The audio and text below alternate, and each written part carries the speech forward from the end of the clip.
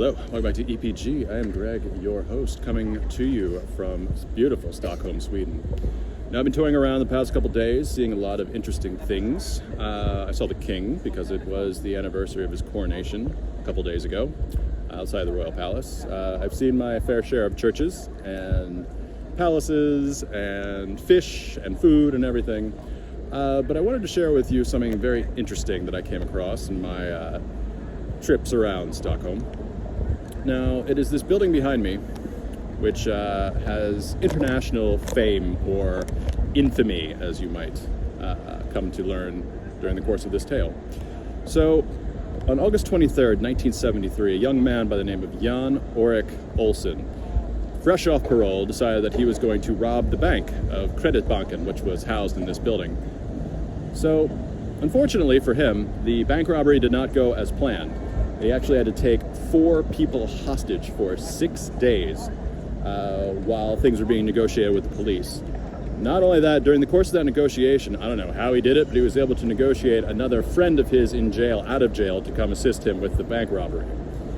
Now, after those 6 days, nobody was harmed.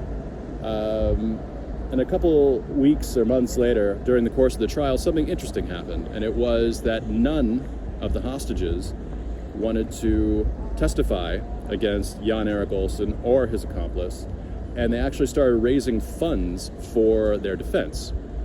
Now, the psychologist and criminologist Niels Bergerat decided to interview some of these hostages to see, why they were siding with the people that, basically held them at gunpoint for so many days in a bank vault.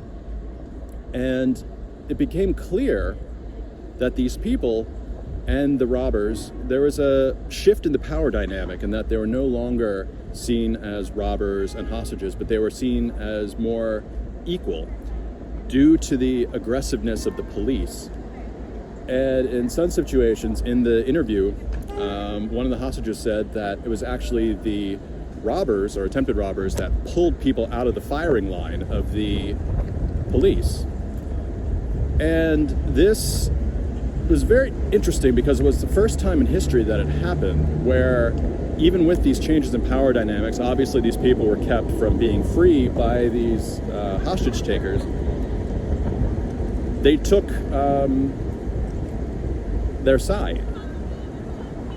And this wasn't the first time, because a year later, the American heiress Patty Hearst was taken hostage, and she actually helped the group that took her in their fundraising activities, which was bank robberies, and she sided with them.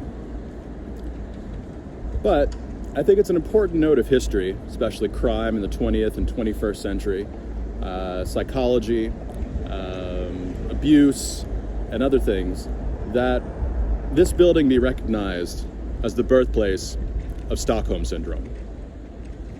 Thank you very much for your time, and get out there.